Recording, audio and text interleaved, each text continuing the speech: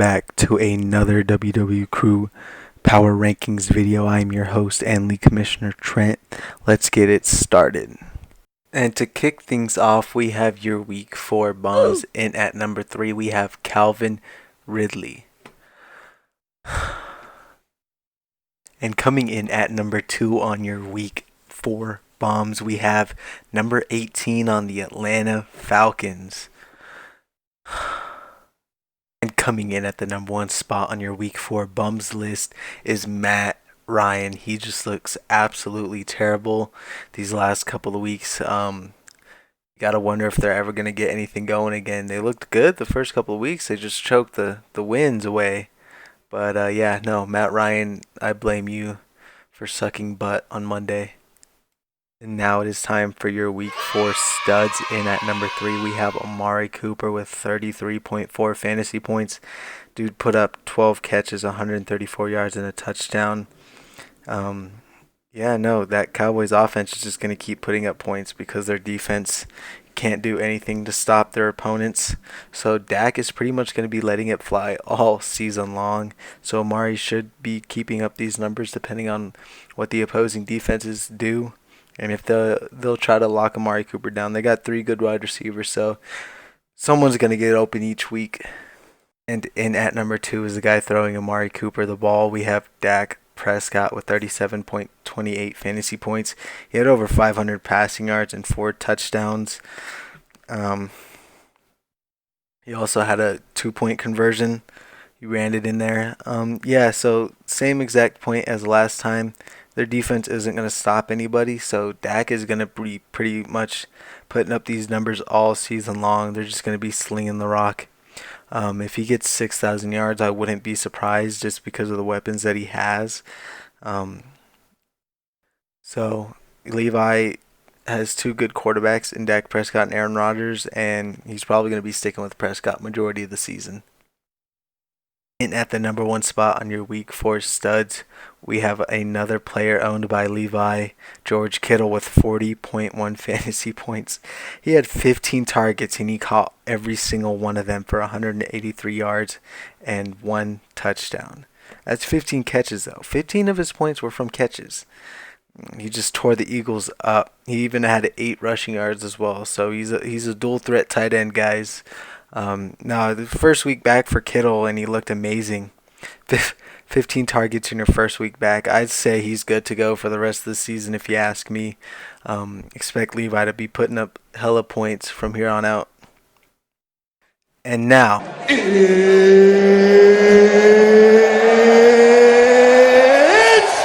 time for your Week 5 power rankings. At number 10, we have Andrew. 0-4.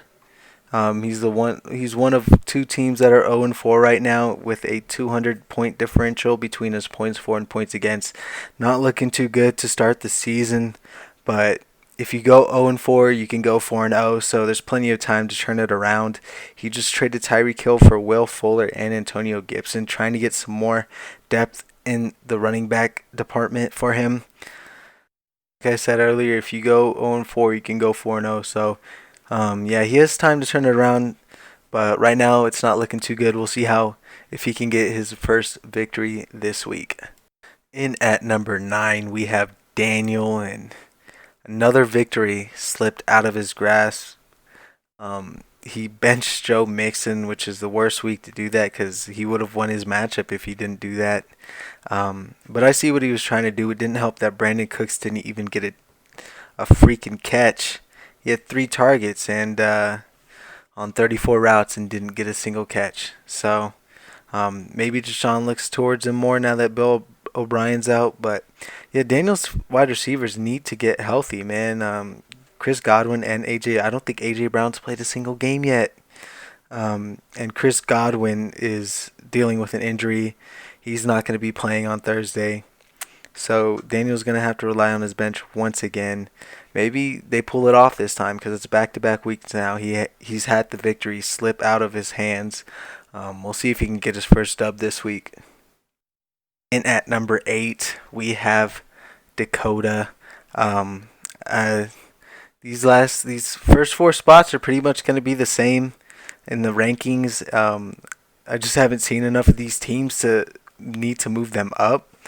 Um, and the record and what the roster's looking like after injuries. But Dakota lost Eckler. He actually traded Eckler and Fournette for Raheem Mostert, and I see what Dakota's trying to do, but I don't think it helps him in the long run. I mean, but neither does just having Austin Eckler and Fournette on your bench. But Fournette should be back soon.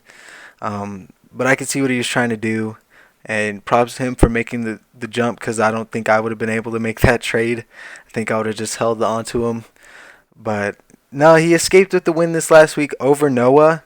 Um, Thanks to Amari Cooper, who actually outscored Russell Wilson. I think that's the first time someone besides Russell Wilson has ended up as Dakota's highest scorer of the week. I'm not sure though about the facts on those. But he got a good win this last week, and he'll be trying to keep the momentum going against me this week. A little bit of a rivalry going on. We'll see what he can do. Coming in at the number 7 spot, we have Levi. Levi put up 163 points. I think that was the most scored by anyone this last week. But his opponent was not worthy enough to make me feel like he should move up in the power rankings. And he's dealing with injuries. George Kittle comes back. Julio Jones goes out. I think Julio Jones is probably going to miss this week, forcing him to probably pull up T.Y. Hilton or someone else off of his bench. Dak Prescott and Ezekiel Elliott are doing their thing. Chris Carson's fitting in well with that. Plus, he has George Kittle back.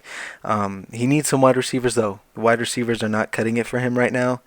And if Levi wants to get some more wins besides 2 this year, he will need some wide receiver or decent wide receiver depth. He doesn't really need wide receivers. He just needs wide receiver depth because Julio Jones is not cutting it right now. He's just dealing with injuries, which he never does. This is really weird. 2020 is a strange season. But, yeah, no, Dak Prescott and Ezekiel Elliott should continue to carry this team. Cowboys are going to be putting up points. I said it on the studs list. Expect the Cowboys to be carrying Levi this season. In at number 6, we have James. Tough break for him. It looked like he was going to have it in the bag, but Brendan came out of nowhere with the Kansas City defense and just tore him up. Unfortunate news for James, though. Titans might have to forfeit this game coming up on Sunday against the Bills, which means he might not have Henry again, or Josh Allen for that matter as well, because that's who he's been going with at quarterback. And that would be back-to-back weeks without Henry for James, and crucial games here in starting the second quarter of the season. Malcolm Brown and Adrian Peterson did not get it done for him this last week. If Derrick Henry doesn't go, I think James is in trouble because so much of your production each week is from your running backs. If your running backs can't get it going, you better have some great wide receivers. Tyler Lockett didn't even look good that last week. Only about 6 points for him. So if James doesn't have Henry or even Josh Allen for that matter, things could get a little bit hairy for him. We'll see how it goes for him this week. And in at number 5, we have Noah. Back-to-back losses for Noah now as he sits at 2-2. Only 2 players put up over 20 points for him. Like I said last week, his team is pretty much boom or bust. I feel like either 5 of his dudes are putting up over 20 points or only 2 of them are, and he walks away with a loss for that week. But it was a close game. He almost pulled it off on Monday, but Matt Ryan pretty much killed both Noah's team and my team. As a matter of fact, he did pull off a trade. He sent Raheem Mostert to Dakota for Eckler and Fournette. So I can see what he's trying to do there. He's playing the long term. If I looked at his roster and saw that those players, I think I was good for the long term as well. And then I can deal with Eckler and Fournette as they come back. Eckler's going to be a while, though. A little bit longer than Fournette. But Noah should be good from here on out, though. We'll see what he can do the rest of the season. And coming in at the number 4 spot, we have Brendan. Tough tough win for Brendan. He got the win, but he also came up with a big loss, and that was Nick Chubb. It's a good thing he drafted 3 straight running backs to start the draft, though. He has Josh Jacobs and James Conner, and even Singletary to an extent, to cover while Nick Chubb is gone. His main problem, I feel like, though, is his wide receivers. It seems like he's starting 2 different wide receivers every single week. He's got a little bit of wide receiver carousel going on right now. DJ Moore is not living up to expectations. I mean, he drafted him in the 4th round to be his number 1 wide receiver. At that 3-4 turn, he drafted him after taking 3 straight running backs. He's like, DJ Moore is going to be my number 1. Carried me last season. Do it for me again. And DJ Moore said no. He will not be doing that for Brendan this season. But yeah, no, Kansas City stepped up big for him on Monday and pretty much gave him the victory over James, a much needed victory that's going to be crucial when it comes to late season standings. Yeah, defense and kicker he's still pretty good at. Doesn't have to really worry about. Deshaun Watson, though, he's probably going to have the biggest upgrade come these next couple of weeks after losing Bill O'Brien. I think Deshaun Watson can finally just sling the rock downfield. Bill O'Brien was holding that whole offense back, and you can just see it. The team looked defeated on the bench. They just looked over it. So yeah, no, Brendan came up with a big win this last week and also a big loss. We'll see if he can come back with a win without Nick Chubb this week.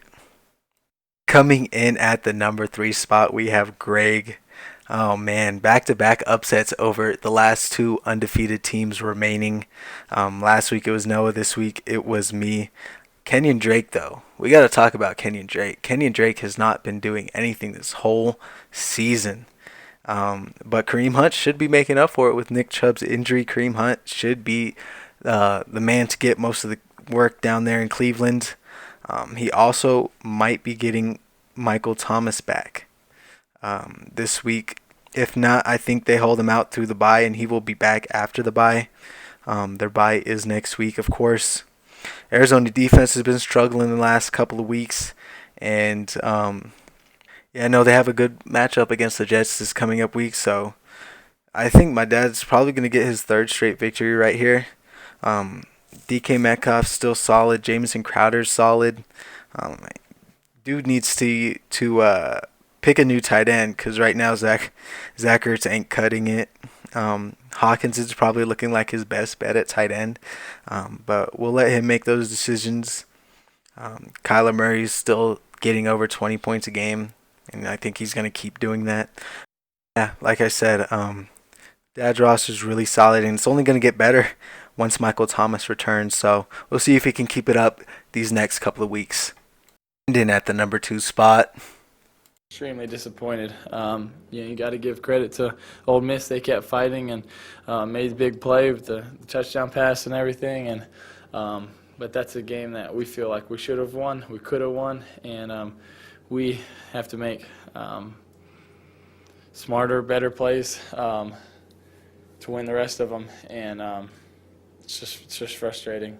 I wanted to stay in our hearts and keep hurting because this will motivate me personally, and I believe everybody else, coaches and the rest of the players, to never let something like this happen again, especially when we feel we're better than the team and don't play up to our ability.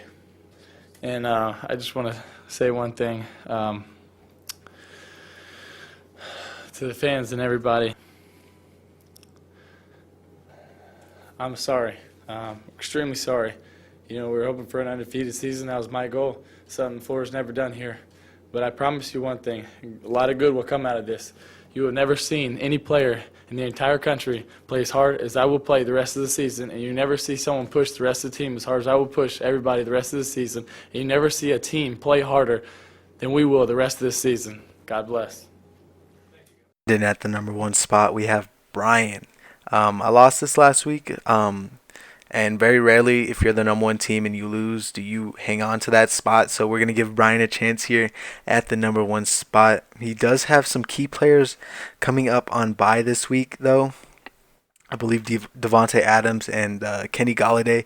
But after that, though, those are early bye weeks are like the best thing for fantasy because then you have those studs the rest of the season, and he doesn't really have to worry about filling out those spots unless an injury occurs. But once this week is over, if he can escape with the win this week, I believe he is set up for sure. He has Kamara going on bye next week as well, so another early bye week for one of his players. Tom Brady, 32 points, looked good against the injured Chargers defense. 5 touchdowns, 370 yards passing. Um, no, Brian has the team, so we'll see what he can do. He barely escaped a win against Daniel, but he was missing Devontae Adams, which was no surprise there. He still came up clutch with N'Keal Harry, came up clutch for him, and he ended up escaping with the win. Like I said, if he escapes with the win this week, watch out. He does have Kamara on bye next week, though, and I don't know who he's going to have replace him with. It could cost him the game, but we'll see because he has 2 of his wide receivers coming back from bye. And your Week 5 Game of the Week brought to you by Snickers. No, I'm just kidding. We have number 6 James versus number 3 Greg, and some key matchups we're going to be watching for: Mahomes versus Murray, Tyler Lockett versus DK Metcalf, and Keenan Allen versus Michael Thomas. Key matchup I want to see, though, is Keenan Allen versus Michael Thomas. I'm banking on Michael Thomas playing. We'll see, though, because they're going head-to-head on Monday, and that matchup could determine who wins this one. That's it for this week's Power Rankings, guys. Hope you enjoyed, and as always, keep grinding.